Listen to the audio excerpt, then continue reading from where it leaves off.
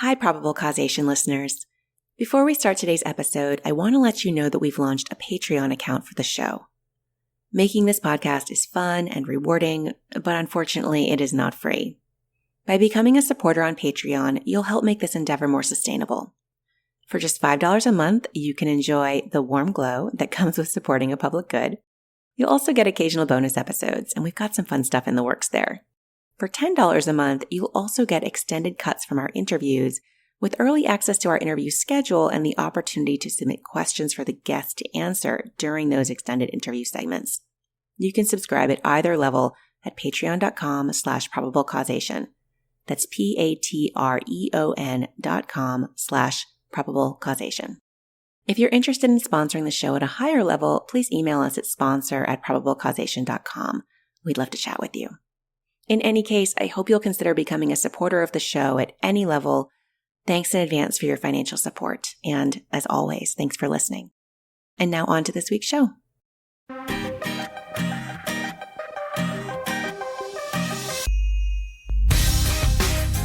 Hello and welcome to Probable Causation, a show about law, economics, and crime. I'm your host, Jennifer Doliak of Texas A&M University, where I'm an economics professor and the director of the Justice Tech Lab. My guest this week is Mike Mueller-Smith. Mike is an assistant professor of economics at the University of Michigan and the director of the Criminal Justice Administrative Record System, or CJARS. Mike, welcome to the show. Thanks, Jen. Congrats on the podcast. I've really enjoyed listening over the last few months. Oh, well, thank you.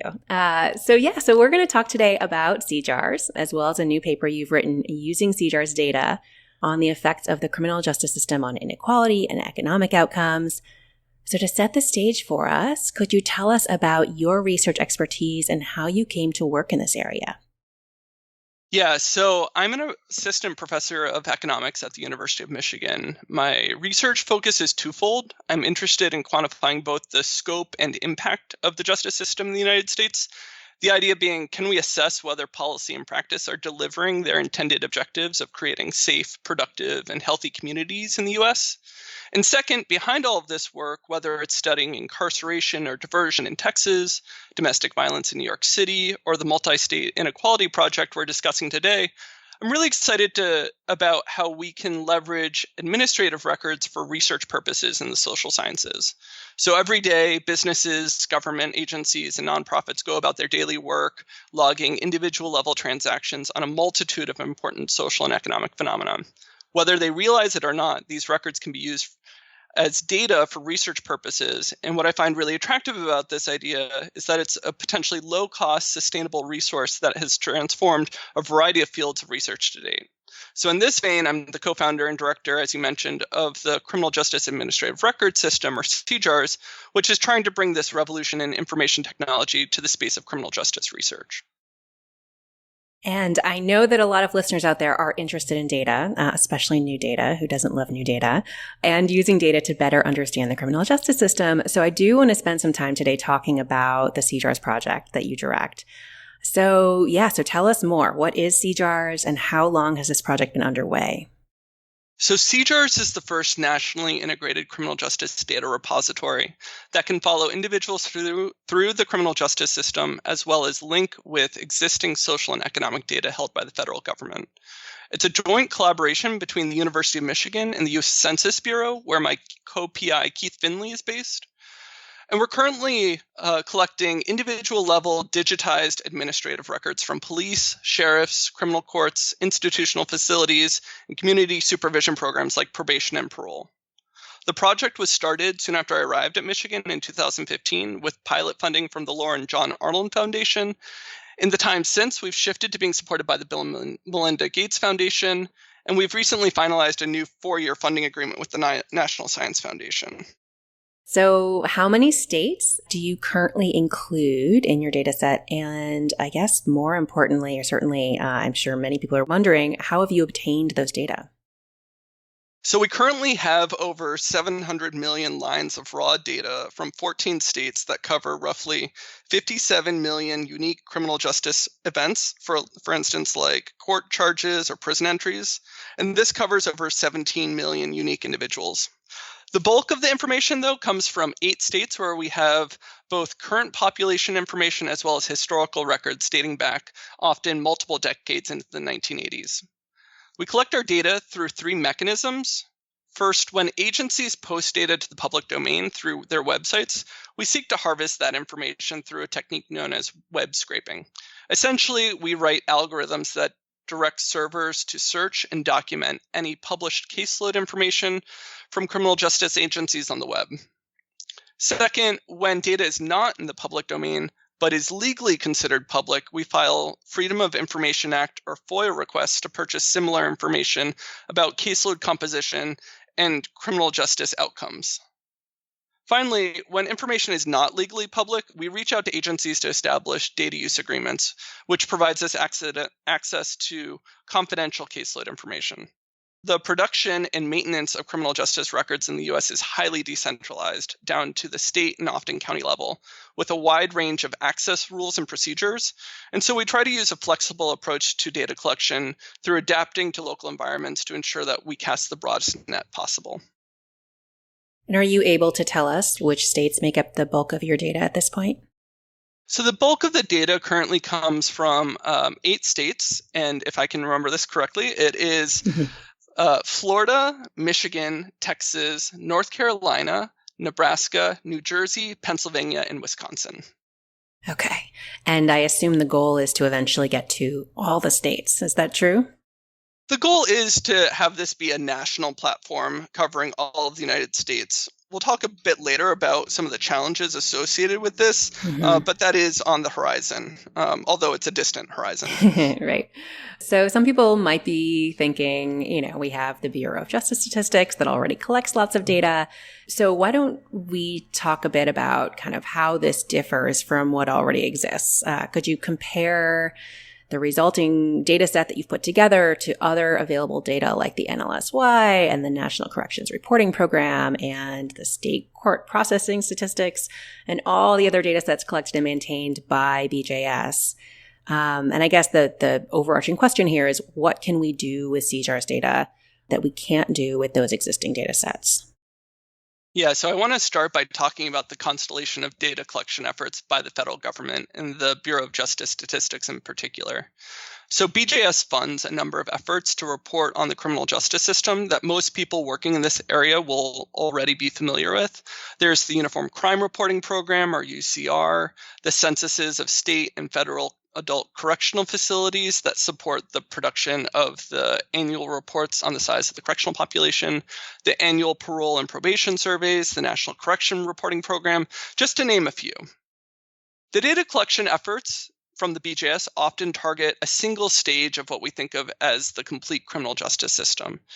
So UCR tackles offense counts and arrests. The survey efforts target institutional confinement or community supervision.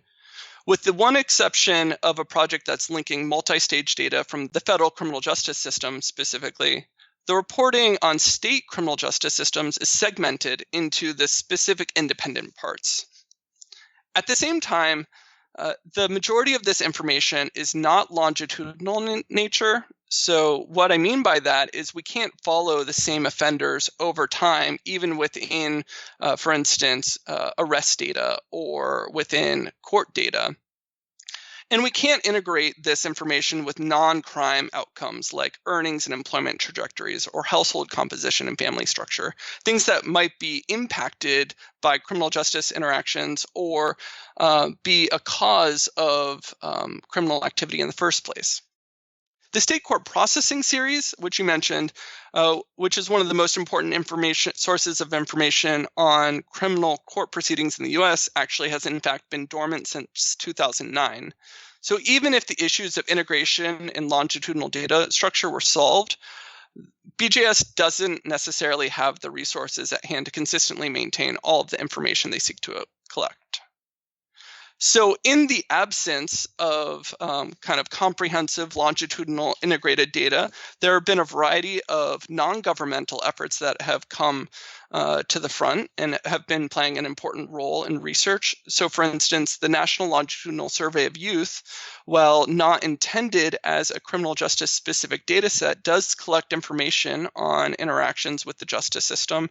And so There's information like NLSY or the Fragile Families data set, which have become really important pieces of data in terms of enhancing our knowledge about the interactions between the criminal justice system and society overall. Now, these are limited, though, in the fact that they're one cohort and nationally representative, and so the level of detail that you can get into is somewhat constrained. Yeah, and the NLSY data, I assume Fragile Families also is self-reported, right, in terms of the criminal justice involvement? That's exactly right. So, and that actually brings up another source of data that BJS collects. So we have, for instance, the National Survey of Inmates, which is the source of data that we use to calculate how many children are affected by parental incarceration in the United States. And so we ask inmates how many minors they've parented, and from that extrapolate out to a national figure. And if there are reasons why people might have concerns about accurately reporting that information, whether it's because they're ashamed of the fact that they might be in prison and have minors on the outside, or they think that this might influence their ability to get parole, then these pieces of information could be biased. And so survey information can be really valuable in that it collects a lot more detail than we might see in administrative records, but it does raise this concern about, one, who can we actually observe in the survey data, so who responds to surveys, and then two, how accurate is that information if we might have something like social desirability bias influencing it. Right. Yeah. I mean, so administrative data, as many will quickly point out, doesn't necessarily tell us all of the crimes someone commits, say, but it will tell us all of the interactions that someone has had with the system, the actual arrests and the actual convictions.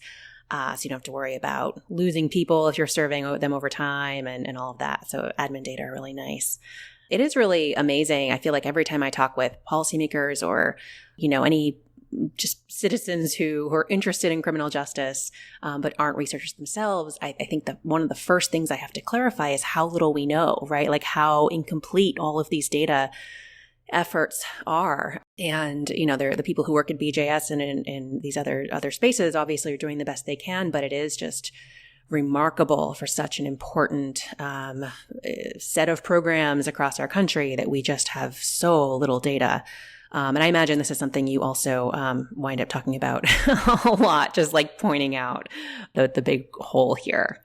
Yeah, so just to follow up on that for a second, a lot of people are surprised when I talk to them about the fact that we don't currently have a data system in place to say how many people in this country currently hold convictions or felony convictions. We don't know how many people have ever been incarcerated. We don't know how many children have ever had parents involved in the criminal justice system.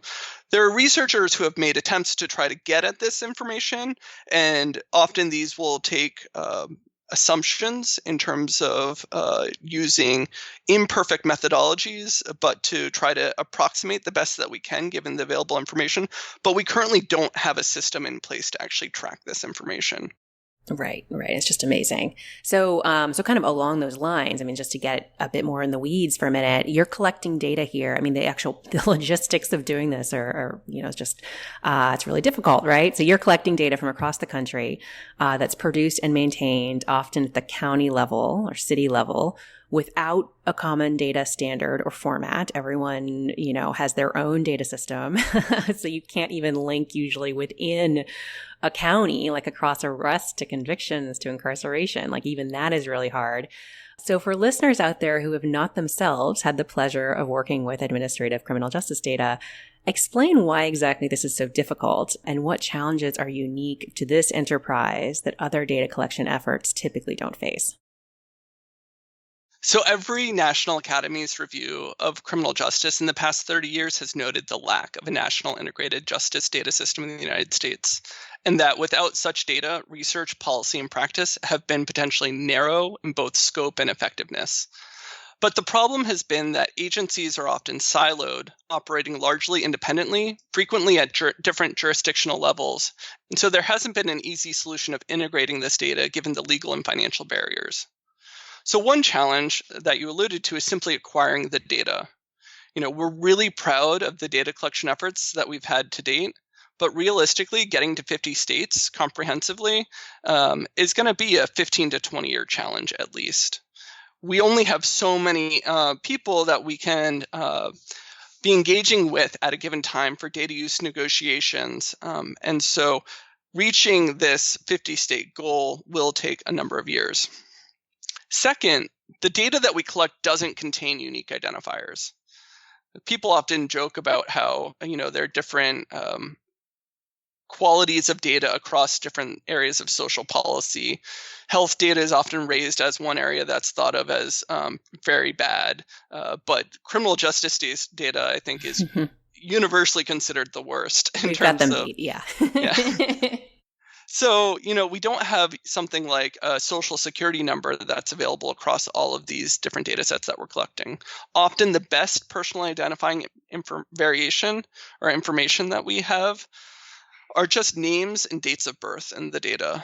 And if you think that somebody might be using an alias or there might be typos when the handwritten records are transcribed, we have to think strategically about how we could actually try to recover all of the different criminal justice events for one person across time.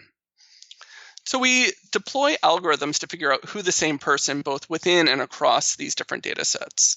And one very cool thing that I'd like to talk about is that we have an entity resolution algorithm, which is just a fancy way of saying probabilistic matching, which has been trained on a subset of our records with biometric identifiers. And so what that means is we have data where we have a true fingerprint-based ID where we know which of the records actually belong to the same person, yet we have PII, or personally identifying information, like names and dates of birth, that are recorded as they were originally entered into the criminal justice data system. This is somewhat unique. Often when we're looking at jurisdictions that have these biometric IDs, they go in and they overwrite any variation in the PII to have it match according to who they think the true person is and what their name and date of birth is. But in these instances where we have this original variation, all of the flaws and messiness in the admin records, but this measure of the true underlying match with the fingerprint-based ID, we can develop a machine learning-based probabilistic matching model that's trained on this. So we can decide how to compare across different variations of name information or date of birth information. How much weight should be placed on whether or not the last name matches or the last name is off by a few letters versus the date of birth.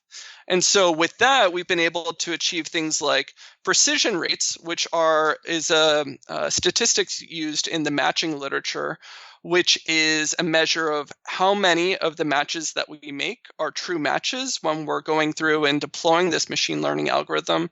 And we find performance statistics around 99.5%, which is really, really exceptional in the space of administrative data. So we're really excited about this innovation. And I think that this is one of the places where criminal justice administrative records can actually give back to the rest of other types of research on administrative records, whether it's SNAP or other types of social assistance programs or labor market data where you wouldn't typically see something like a fingerprint. So this is pretty exciting.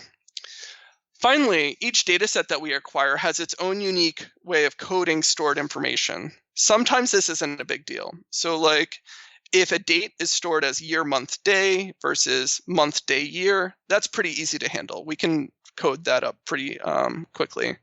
In contrast, issues like what type of crime the offense was can be really complicated when fields may be entered as freehand text and have, potentially over 100,000 unique values across all of these different data sets. So what we're working on right now, and this is something that's very much still in progress, is leveraging another type of machine learning algorithm where we are using an existing crosswalk that was developed by the Bureau for Justice Statistics, where they've taken the offense codes in the originating data for the National Crime Reporting Program, which tracks entries and exits into state prisons, and harmonized that into a single nationally harmonized offense code. So it's a subset of codes that maps these 100,000 or plus unique values into one common format across all of the different states. And we're using that to leverage, things like mapping the predictive value of a specific word or phrase or similar types of combinations of words. So, for instance, possession of could be an indication that a crime was a drug possession crime, even if we don't have the exact description mapping into the current BGS crosswalk. So we're working on developing that right now, and I know that other groups are also working on trying to develop these offense coding algorithms. NORC is one group, Measures for Justice is another group, and we're excited to see this field develop. Yeah, I think there's just the standardizing of the offenses over places is really interesting. And another thing I think most people don't think much about, we have the uniform crime reports, which is, in many cases, the best data we have that's standardized across all places in terms of kind of counts of the number of offenses in different categories. And even then, it's a relatively small number of categories. And I think, one of the reasons for that is that it's actually really hard to standardize the definition across places and have robbery mean the same thing across different jurisdictions. And like getting everyone on the same page about that to upload the data is actually like a huge logistical challenge. So this is fascinating.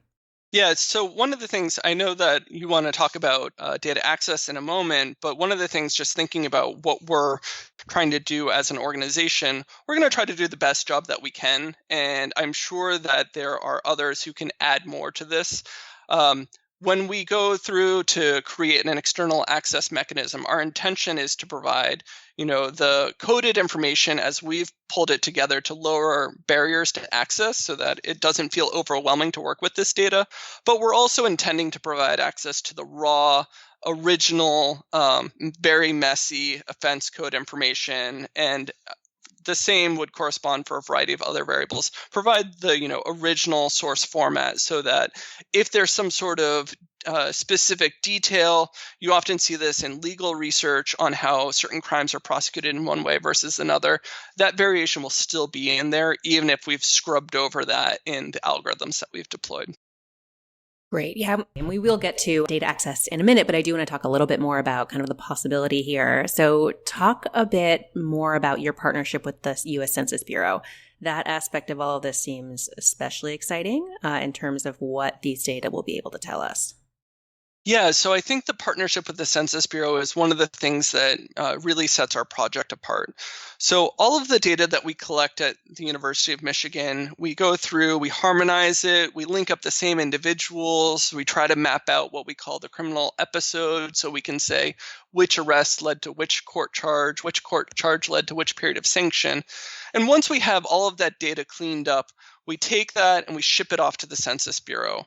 We've already, in the data use agreements that we've signed, we've negotiated the right to redistribute this information to the Census Bureau. And so this is kind of reaching that step of being able to transfer this information, although it sounds simple, is actually pretty complicated and took a lot of work.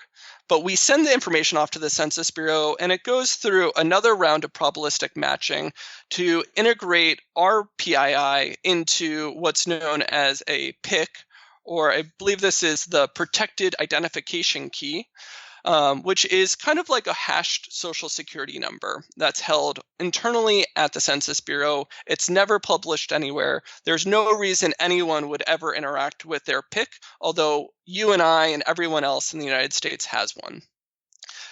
With the addition of the PIC, you can take CJARS then and integrate it with a variety of different types of data held by the federal government.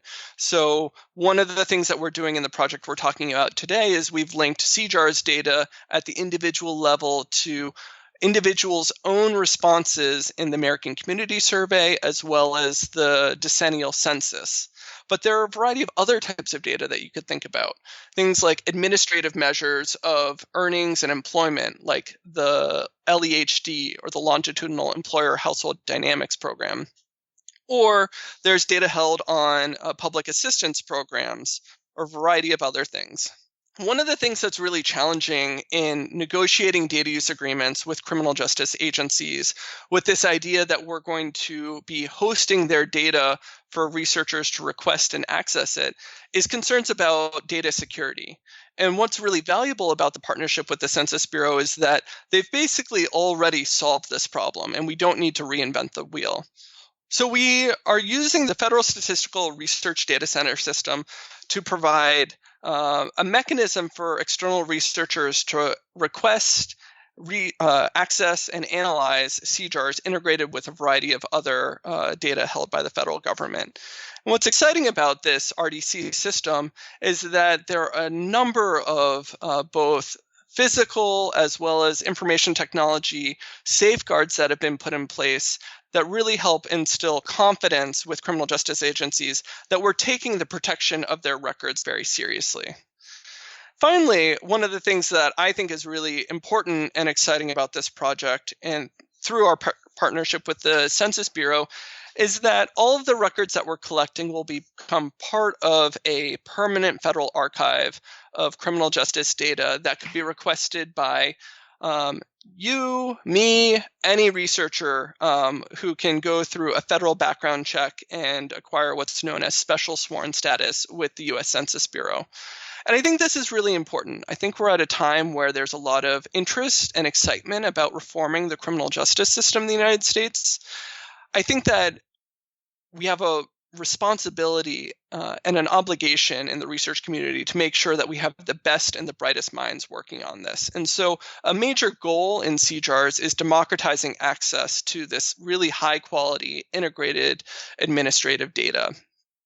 For too long, I think that the research on criminal justice within the economics community has been dictated by who has access to what data and how individual preferences have set the research agenda. And I think it's really important to think about ways in which we can really support all individuals accessing the data so that data access isn't a limitation on the knowledge that's being produced. Yeah, no, it's an incredible public service that you and Keith are doing to make all of these data both exist and available to everyone. Do you have a timeline in mind in terms of how soon researchers might be able to get access to these data in any form? So we have committed to launch our external request mechanism by the end of 2020.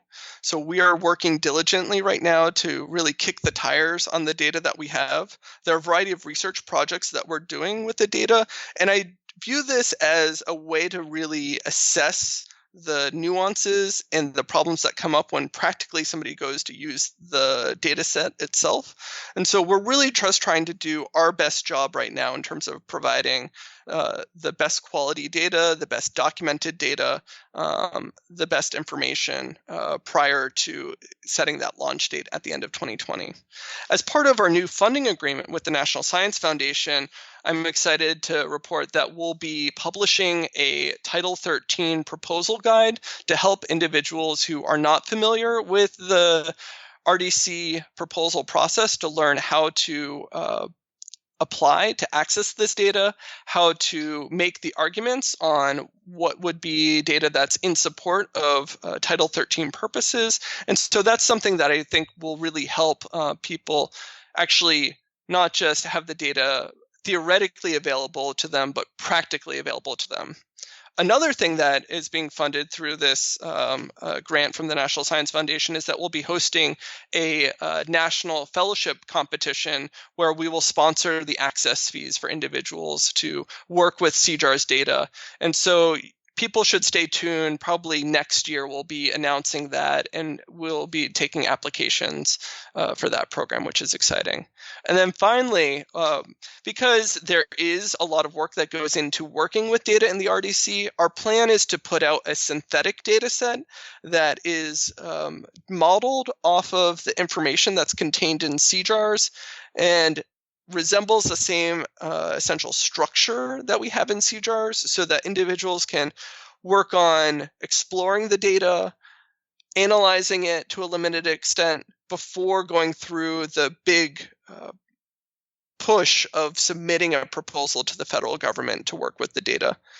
You could also think that this might be a useful tool if you're teaching a class on the economics of crime and you want to, or in criminology or in sociology, and you want to give your students a readily available, well-documented data set that they can go in and work with. The production of the synthetic data set will probably take a bit longer than our launch of the external research mechanism. And the reason is because the information that we're collecting in CJARS is so detailed.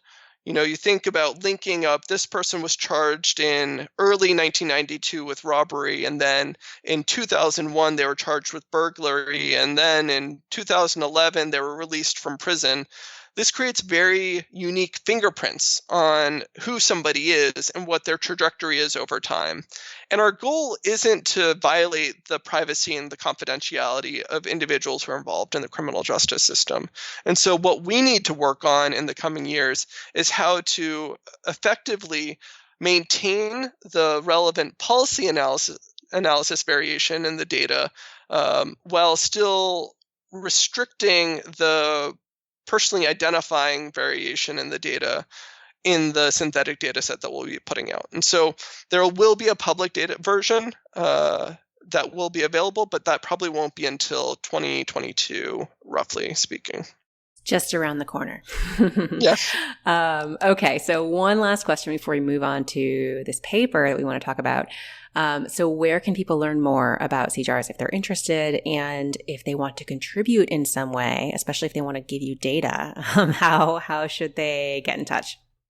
So our website is CJARS, that's CJARS.isr.umich.edu.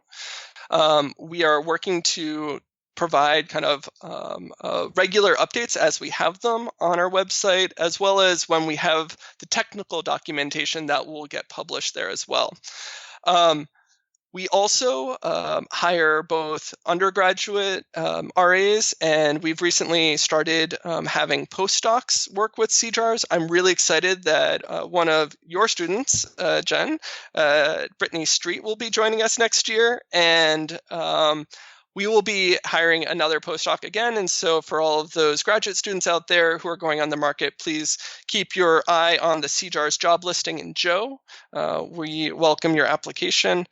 And we also welcome data donations. So, one of the challenges that we run into is that as criminal justice agencies are bombarded with more and more requests, one of the responses that they've had is to really push up the price of the data to try to throttle this excess demand for access to their records. And so one example that we ran into this past summer is we requested a set of data from the New Jersey court system that a colleague of mine had successfully acquired in June of last year for about $1,000, which we were quoted roughly $82,000 for the exact same set of data. And we were told that there was a new pricing model.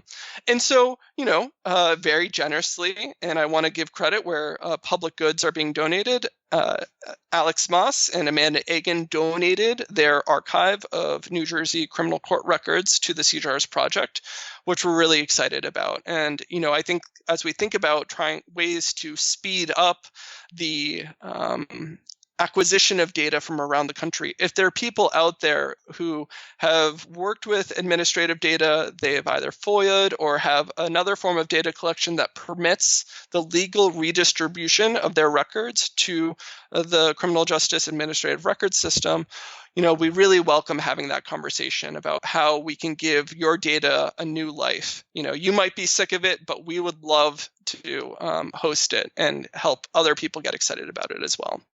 That's awesome. Okay. All right. Well, let's talk about the paper now. So the first paper that you've produced based on these amazing new data is titled Inequalities in U.S. Criminal Justice and Economic Outcomes. It's co-authored with Keith Finlay, your co-PI at CJARS. My first question is just, there are a zillion projects you guys could have worked on with these data. So why is this the first project you've invested in?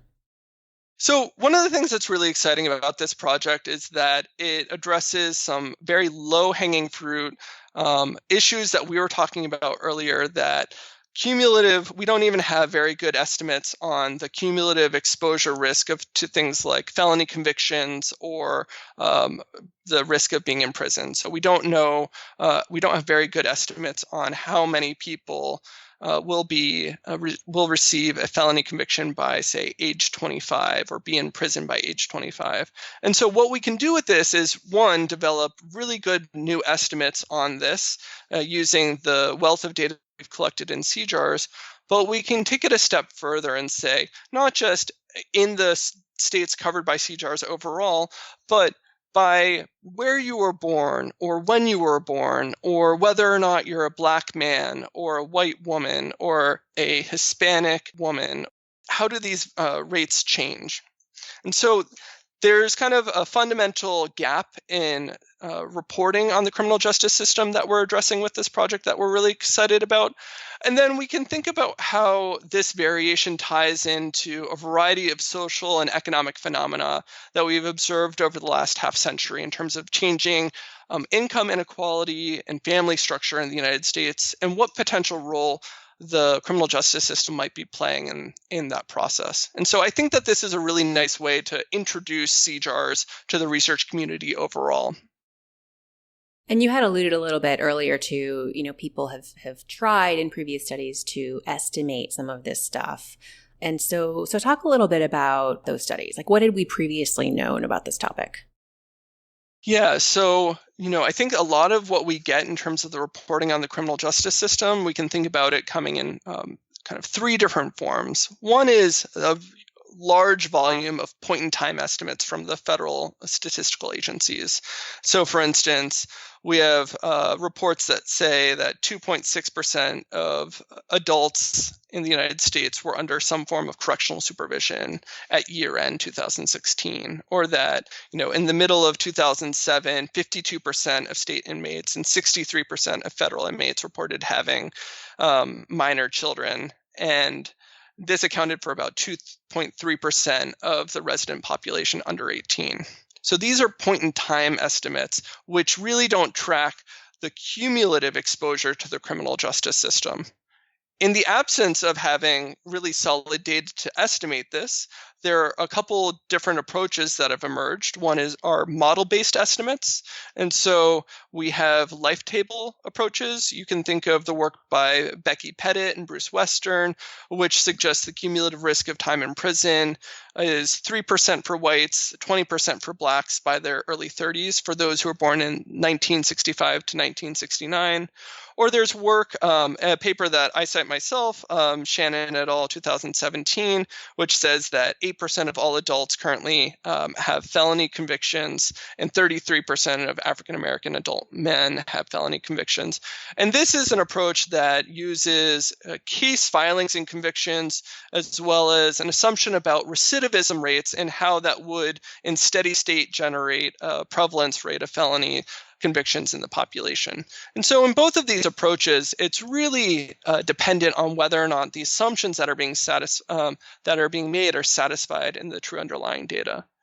And then finally, we have the longitudinal surveys. So again, Bruce Western and Sarah McClanahan have reports on, for instance, from the NLSY, that the cumulative risk of incarceration is 4% for whites, 17% for Blacks, and 10% for Hispanics for the cohort that's being studied in the NLSY 79.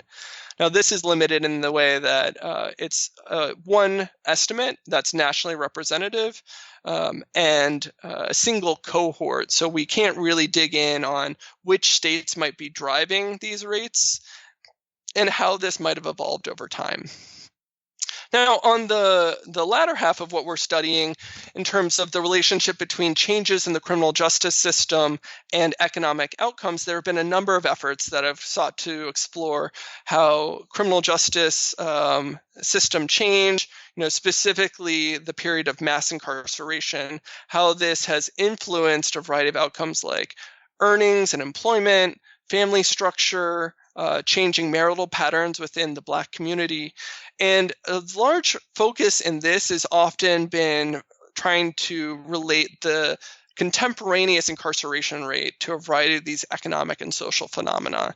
And that is likely both an important question to ask, but it's probably not the only question that's important to ask. If we think that something like a felony conviction, which there's a variety of audit studies that would suggest that having the mark of a felony conviction as opposed to having spent some time in prison or jail is the predominant feature that might be impacting labor market outcomes, we need to go further in terms of integrating court records, but not just contemporaneous court records, cumulative court records, so that we can see not just who got a felony conviction in 1993, but what share of the population up to 1993 has received a felony conviction, and integrate that into the analysis. Yeah, so as you mentioned, a major contribution of this paper is simply documenting this variation across place by cohort groups in the likelihood that individuals will wind up with a felony conviction or in prison at some point in their lives. And just to walk through that a little bit more directly, so you're defining a cohort here as anyone of the same race and sex who's born in the same year. And then the place by cohort groups then are anyone in the same cohort who's born in the same commuting zone is the geographic unit you're looking at. So for instance, all Black men born in the Houston area in 1972 would all be in the same place by cohort group. Do I have that right? That's exactly correct. Okay, great. And so you're going to interpret this variation as someone in that group's risk of a felony conviction or incarceration. So to start out, tell us more about why this type of variation is interesting. Like, how should we think about the variation across place by cohort groups that you're documenting here? And what do you think explains this variation? So I think that's a really good question. I think that there are just some really descriptive, new, important pieces of information that, at least to me, I find really exciting. So one is that we observe that the risk of getting a felony conviction by age 25 has roughly doubled from those born in 1960 to those born in 1980. People who are roughly 2 decades apart in terms of their birth cohort, from 4% roughly to about 8.5%. Now, later birth cohorts, those who are born after the 1980s, the risk has gone down slightly. And this might be reflective of recent efforts by states and localities to employ a variety of approaches of reforming the criminal justice system. You could think of the criminal justice reinvestment strategies, for example. When we drill down within different demographic groups, we can say, for instance, that the average Black male felony conviction rate is about 20% by age 25 within the states and cohorts that we cover, whereas the same average rate for white men is about 5 percentage points. And you can look across time and space. You could think about doing the mental exercise of taking everyone who is born in the locations that we're covering across all of the years and line them up and rank them according to their geographic risk of getting a felony conviction, or not just geographic, based off of their place and time and their demographics, their risk of getting a felony conviction. And what you can see when you do this exercise is that the 10th percentile of risk of getting a felony conviction based off of when and where you're born for Black men is around 10 percentage points. For white men, the 90th percentile is smaller. It's 8 percentage points. So there's a really dramatic difference that we're documenting within this project in terms of the exposure, fundamental difference in terms of the exposure to the criminal justice system based off of the differences of these different demographic groups and how that risk has changed over time. Now, Black men in particular drive a lot of the overall variation that we see year by year. So the 90th percentile of risk that we measure in the data set is about 27 percentage points. And so there's, and that's only by age 25. So this would only go up over time. We limit it to 25 so that we can have broader coverage within the geographies and years of birth. But there's quite a degree of variation that we're now newly documenting in this project, and increase in the risk of criminal justice contact as documented in terms of felony conviction risk is something that's really fundamentally new, at least in my mind. There's a lot that's been written about and discussed in terms of the experience in the United States of mass incarceration, as well as, for instance, the crack epidemic and the decline in criminal activity since the early 1980s. Late 1980s, early 1990s. But this idea that individuals who are roughly around our age right now, maybe a bit older, are at the highest risk of having had a felony conviction, I think is something that's really new and really important to document. Which demographic groups are you able to focus on using these data, and how do they rank in terms of their exposure to the risk of criminal justice contact? So one of the things that's really important about using population level coverage is that we can actually speak to more narrow demographic groups than might be covered, for instance, in survey efforts. And so one thing that we can observe is that there's basically two pools of individuals. There are minority men, mainly specifically Black men, Hispanic men, and Native Americans, who observe elevated risk, significantly elevated risk of contact with the criminal justice system, whether that be felony convictions or risk of imprisonment. Black men are at the highest end of risk, and then Hispanic men and Native American men are at an intermediate margin. At the low end are white men and Asian men, and then most female groups, which have very limited contact. I want to get back to the question that you raised about what do I think explains this variation. I think that there are two kind of fundamental sources of input that go into whether or not somebody has a felony conviction. One are factors that influence the underlying risk of criminality. So we can think of things like whether or not you were exposed to lead as a child, which might impact the risk of aggressive behavior. Childhood education systems, the contemporaneous opportunities that you have. So if you don't have a job or access to modes of sustaining yourself and your family, you might turn to crime. Or if there's a new drug that comes on the market that makes it attractive to use drugs in a way that you wouldn't have otherwise, that is something that could pull you into committing crimes when you wouldn't have otherwise. The second is variation in how the criminal justice system responds to given criminal activity. And so this is influenced by policing behavior, prosecuting behavior, judicial behavior, variations in penal codes and sentencing guidelines.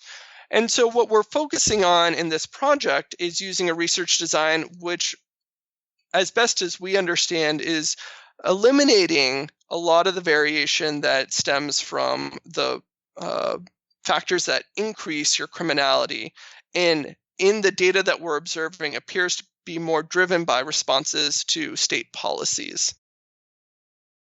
Okay, so let's talk more about that. So you're documenting this variation, and then as the paper goes on, you're using it to estimate the effect of one's risk of a felony conviction or incarceration on a variety of economic outcomes, as you mentioned.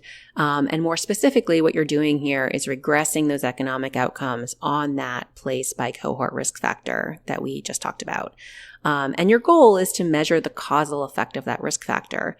And even more ambitiously, as you're just alluding to, you argue that this is likely the causal effect of policy variation, such as changes in policing and three strikes laws and other criminal justice practices that have changed substantially over time and across cities and states.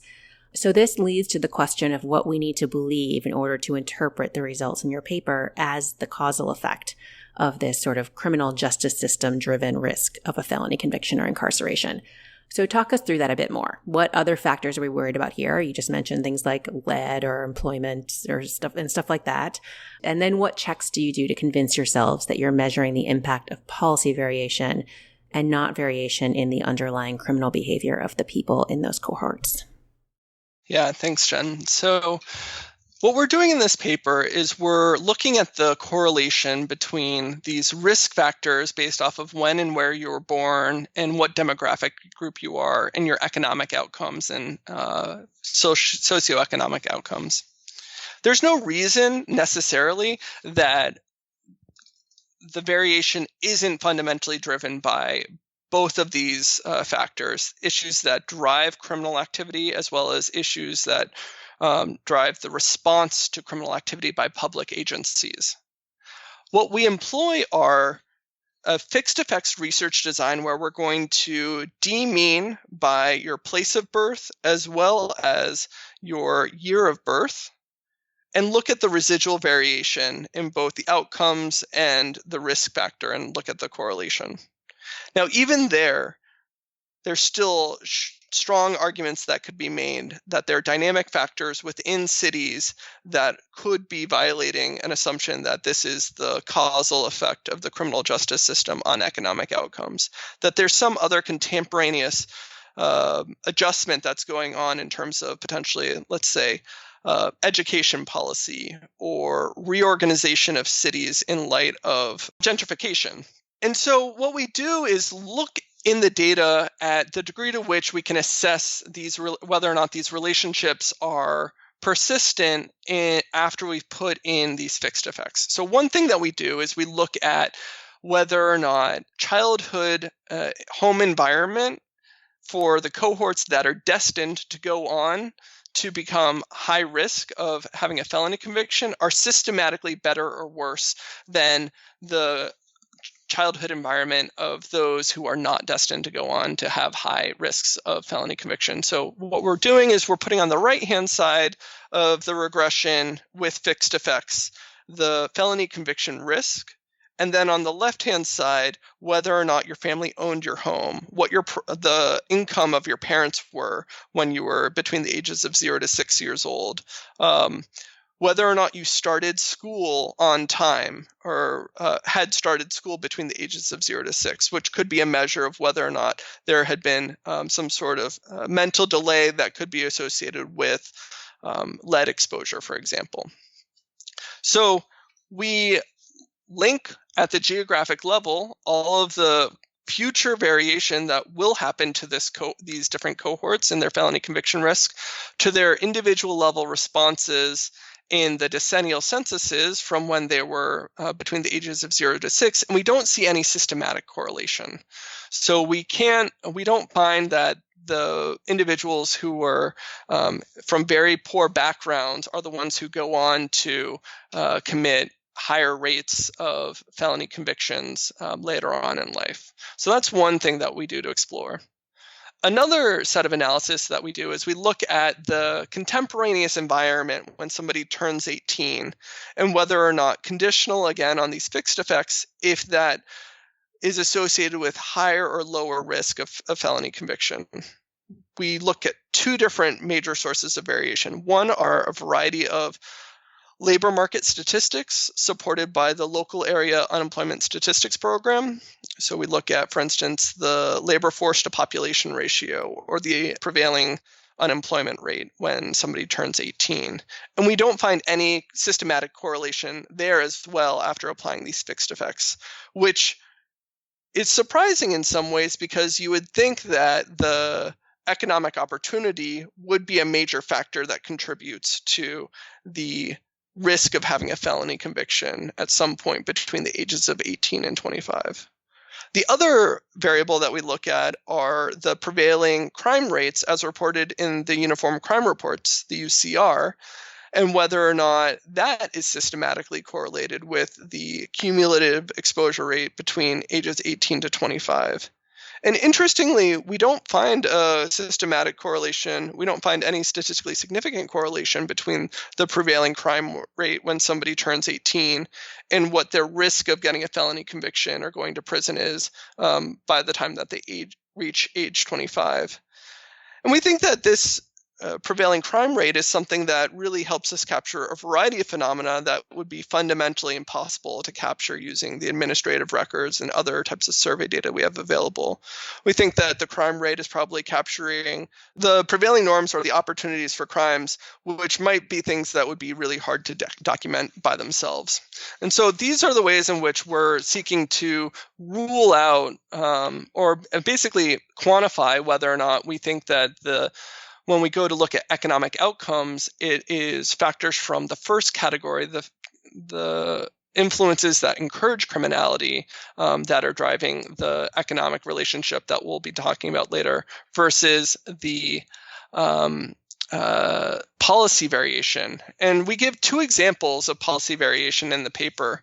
One is we look at the number of police officers that have been awarded to a local jurisdiction where an individual was born between the ages of 18 to 25 by the Community-Oriented Policing Services Program, or COPS, which has awarded hundreds, if not thousands, of police officers, funding for police officers around the country. And one observation that we have is that when there are more police officers that have been awarded to a local jurisdiction, this increases the likelihood of having a felony conviction, specifically for Black men. We find a relationship for other demographic groups, but it's definitely most pronounced for Black men in the data. And so this is one example of a potential local policy or practice that when there are more police officers on the ground, they're better able to convert criminal offenses into a criminal conviction. A second policy that we look at is whether or not things like the habitual offender laws or three strikes laws are related to this variation that we document. And so we can look at the percent of years between the ages of 18 and 25 for an individual, whether or not that influences the likelihood that they end up with a felony conviction or their probability of being incarcerated. And what we find is that interestingly, or perhaps not surprisingly, while habitual offender laws or three strikes laws really aren't geared around increasing the likelihood of having a felony conviction, it really does dramatically increase the likelihood that Black men are incarcerated. And so this is one of the ways in which we see policy and practice playing out in a way that really ties in with how the law is structured. Okay, so let's get to the good stuff. Walk us through your first set of economic results, the impact of increasing felony conviction risk on economic behavior. So one thing that I want to address really early is that when we're running these regressions of looking at economic outcomes and how they're impacted by felony conviction risk, this is going to quantify a somewhat complex relationship. This is not just the impact of a felony conviction by itself, but it's also going to be other factors that might go hand in hand with it. Like, for instance, if there were reforms to the juvenile justice system, this is probably going to be picking up on that relationship as well. But then also perhaps more complex ideas like if there's statistical discrimination. So if you were born in a cohort where there was a high risk of having a felony conviction, but you yourself didn't have a felony conviction, you still might be harmed by that. So what we observe is that when individuals are born with a high risk of a felony conviction by age 25, it decreases their likelihood of completing high school. It lowers their employment rates systematically. It decreases their wage income, so that it looks like the risk of having a felony conviction has really hampered the production and accumulation of human capital within these cohorts in a way that fundamentally limits their self-sufficiency. And you, in the paper, go on to focus on the spillover effects, particularly of Black male felony conviction rates on other demographic groups. So talk a little bit about kind of the intuition or idea behind this exercise, and what do you find? So the idea is that the overall variation that we observe in the data is really largely driven by the disparate treatment of Black men across place and time, with the caveat that we already discussed that other minority groups are also being negatively affected by the criminal justice system. The impact, though, of felony conviction doesn't necessarily stay with just the individual who receives a felony conviction. There's been a lot of discussion about how criminal justice policy over the last 50 years has transformed the family structure of Black households and could have labor market spillovers within low-skill groups. And so we do a couple of analyses to look at how the risk of a Black male felony conviction by age 25 impacts both Black men, but then other demographic groups.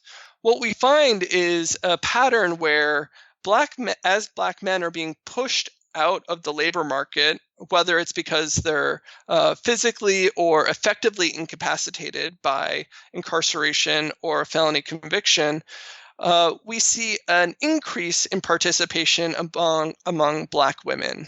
And so this is a pattern that's been documented before, but we're really bringing the importance of felony convictions and felony conviction risk to the forefront in this conversation. And so we can see Black women have increased labor market participation rates, yet overall the household income declines for both Black men and Black women. And what could explain this? We see very blatantly in the data, essentially the destruction of two-parent households in Black communities across the United States when there is an elevated risk of felony convictions.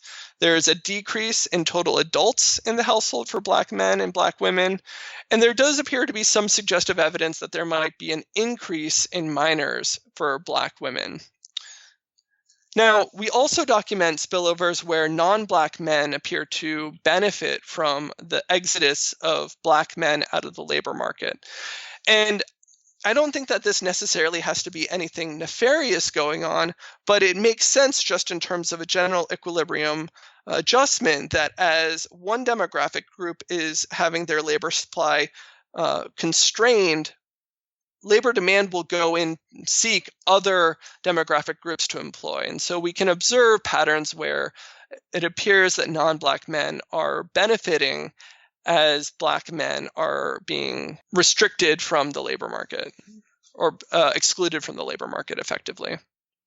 One of the things that we didn't have a chance to talk about, but I think is quite interesting, is we can compare the relative influence of the probability of imprisonment versus felony conviction.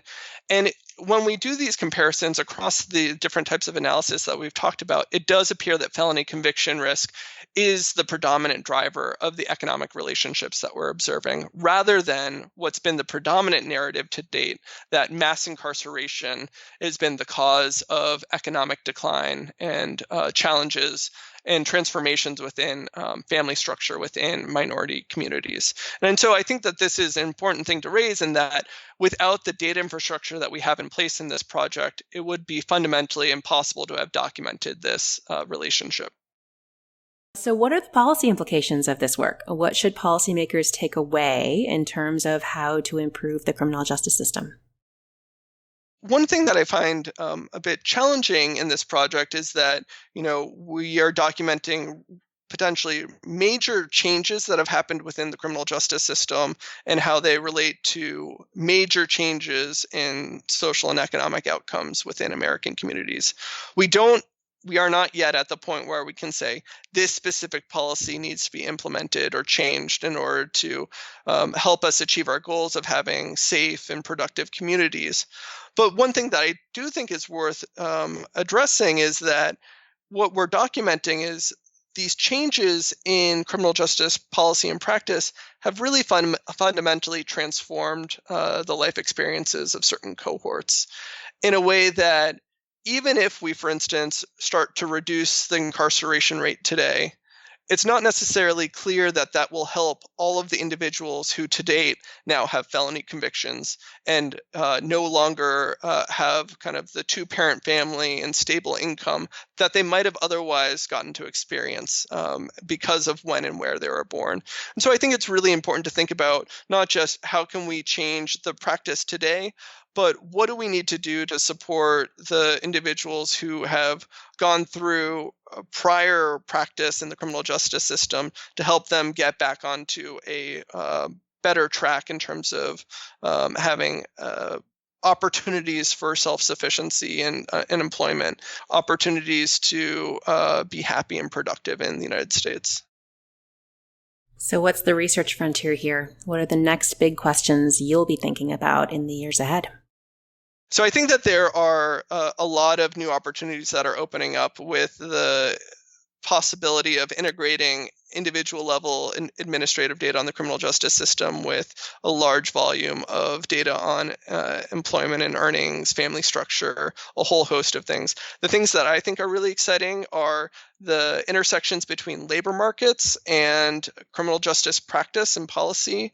For instance, I'm working on a project right now that's seeking to quantify how much of the labor market is legally off limits to individuals because of occupational licensing restrictions and other types of industry limitations. I'm working on projects that look at spillovers between labor market demand and criminal justice policy, and how that sets people up to engage in criminal activity or not. I think that there's just a whole new generation of research that is really exciting right now that, whether or not it's something that I'm working on or something that other people are going to bring to the table, I'm just really looking forward to what's going to be produced in the next, 5 to 10 years. My guest today has been Mike Mueller-Smith from the University of Michigan. Mike, thanks so much for doing this. Thanks so much, Jen.